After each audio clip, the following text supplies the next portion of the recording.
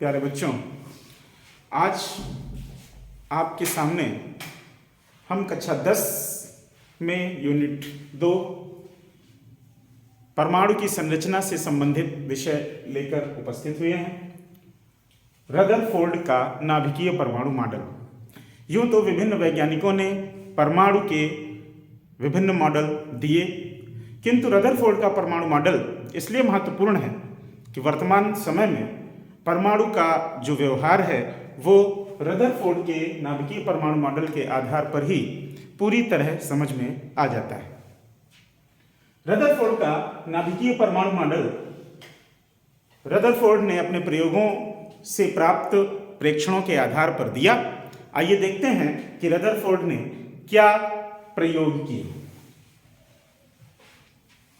Rutherford ने सोने की पतली पन्नी पर प्रयोग किए। सोने की पतली पन्नी पर, जिसकी मोटाई, पतली पन्नी का मतलब है लगभग 100 माइक्रोमीटर,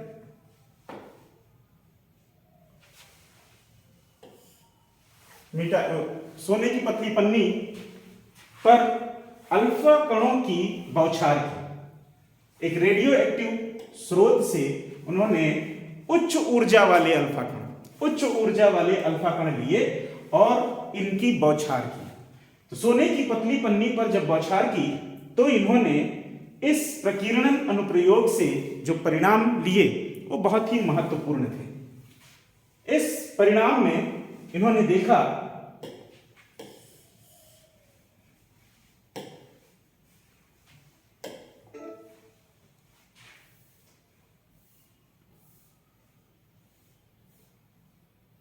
सोने की पतली पन्नी पर जब इन्होंने अल्फा कणों की बौछार की तो इन्होंने देखा कि बहुत से कण सोने की पतली पन्नी के आर पार इस प्रकार निकल गए जैसे कि किसी प्रकार का कोई अवरोध न हो।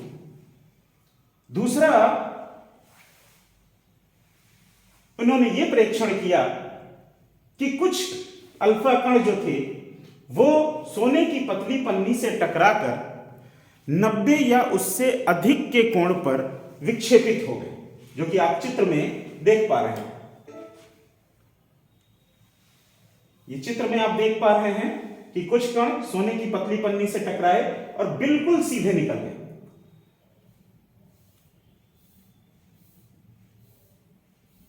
उसके बाद अधिकांश कण जो सोने की पतली पन्नी से टकराकर 90 या उससे अधिक कोण से विक्षेपित, और बहुत कम कण ऐसे भी हुए जो सोने की पतली की पन्नी से टकरा करके वापस लौट गए। यानी 3 प्रकार के प्रेक्षण रदरफोर्ड ने अपने प्रयोगों में की और उसके आधार पर जो निष्कर्ष निकाला वही निष्कर्ष रदरफोर्ड का परमाणु मॉडल के रूप में विख्यात है। आइए देखते हैं कि रदरफोर्ड ने क्या निष्कर्ष निकाला।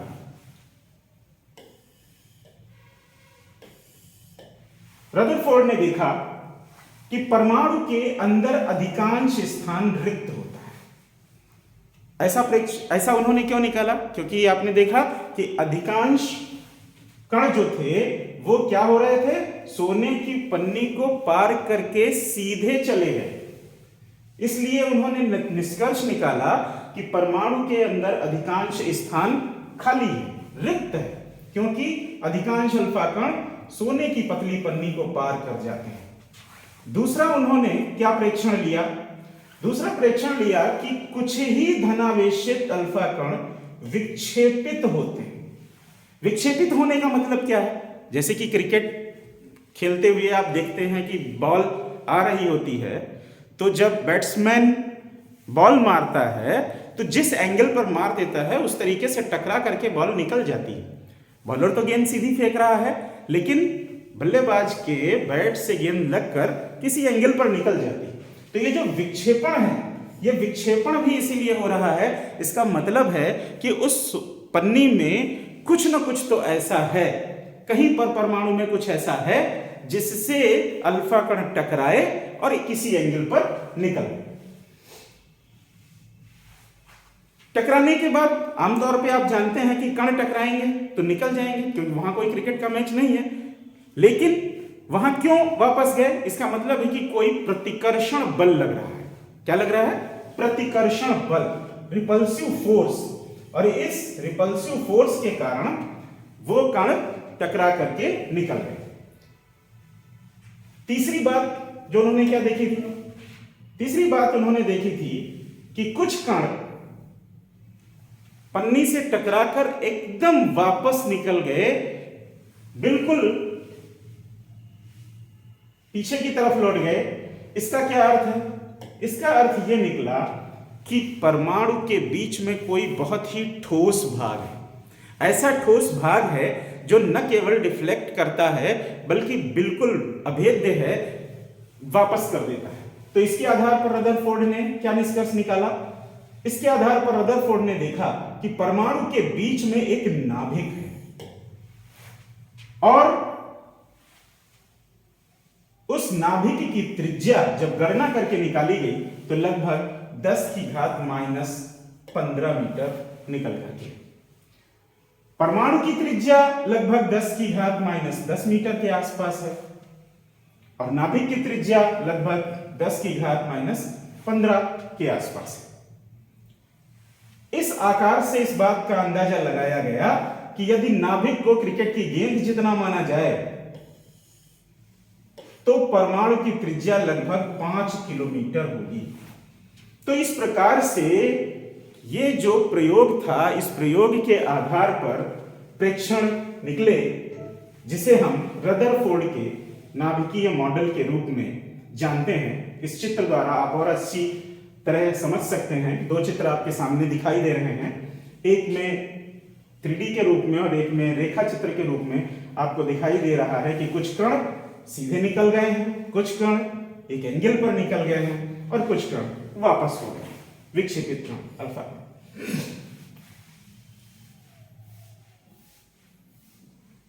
इसके आधार पर, इन परीक्षणों के आधार पर रदरफोर्ड ने परमाणु का नाभिकीय मॉडल प्रस्तुत किया। इसको गौर से समझ लीजिए क्योंकि यह परीक्षा की दृष्टि से महत्वपूर्ण है और इसको इसी रूप में लिखना भी पड़ता है, क्योंकि अच्छे अंक लाने हैं तो आपको ये बिंदु इसी रूप में लिखने चाहिए। परमाणु का धनावेश तथा अधिकांश द्रव्यमान एक अति अल्प क्षेत्र में केंद्रित होता है। परमाणु का धनावेश तथा अधिकांश द्रव्यमान एक अति अल्प क्षेत्र में केंद्रित होता है। परमाणु के इस अति अल्प भाग को रदरफोर्ड ने नाभिक कहा। तो आप ये भी मान सकते हैं कि रदरफोर्ड ने नाभिक का कॉन्सेप्ट दिया और उन्होंने कहा कि परमाणु के बीचों बीच में एक ठोस भाग है जिसे नाभिक कहा जाता है और उस पर परमाणु का समस्त धनावेश उपस्थित रहता है। दूसरा बिंदु, नाभिक के चारों ओर इलेक्ट्रॉन वृत्ताकार पथों में चक्कर लगाते हैं जिन्हें ऑर्बिट कहा जाता है, कक्षा कहा जाता है। अर्थ यह है कि नाभिक के चारों तरफ इलेक्ट्रॉन वृत्ताकार पथों में चक्कर लगाते हैं जिसे ऑर्बिट या कक्षा कहा जाता है। अतः रदरफोर्ड का परमाणु मॉडल सौर मंडल से मिलता जुलता है। लगभग इसी प्रकार की स्थिति सौर मंडल में भी है कि सौर मंडल में विभिन्न ग्रह सूर्य के चारों तरफ चक्कर लगा रहे होते हैं। यहां पर भी इसका कॉन्सेप्ट यही है कि बीच में एक नाभिक है और नाभिक के चारों तरफ इलेक्ट्रॉन चक्कर लगा रहे हैं। यहां पर सूर्य की तुलना नाभिक से की गई है और इसीलिए इसको नाभिकीय मॉडल को सौर मंडल से कंपेयर किया जाता है। तीसरा जो नियम दिया कि इलेक्ट्रॉन और नाभिक आपस में आकर्षण के कारण स्थिर वैद्युत बलों द्वारा बंधे रहते हैं, यानी वो स्थिर वैद्युत बलों के द्वारा नाभिक के साथ बंधे रहते हैं और उसी के इर्द गिर्द घूमते रहते हैं, चक्कर काटते रहते हैं। तो ये महत्वपूर्ण विषय था, परीक्षा की दृष्टि से बहुत महत्वपूर्ण है। इसमें परमाणु का नाभिकीय मॉडल आपके सामने है। सोने की पतली पन्नी पर अल्फा कणों की बौछार का प्रयोग है, जिसे अल्फा प्रकीर्णन प्रयोग कहा जाता है। अल्फा प्रकीर्णन प्रयोग के आधार पर रदरफोर्ड ने अपना नाभिकीय मॉडल प्रस्तुत किया, जो लगभग सौरमंडल के समान है। इसी तरह हम आने वाले वीडियो में विषय से संबंधित और भी अच्छी जानकारियां लेकर उपस्थित होंगे। आपको ये वीडियो कैसा लगा, इसको चैनल को सब्सक्राइब करना ना भूलिएगा और जो भी कमेंट्स हो कमेंट्स बॉक्स में लिखकर जरूर भेजिएगा। धन्यवाद।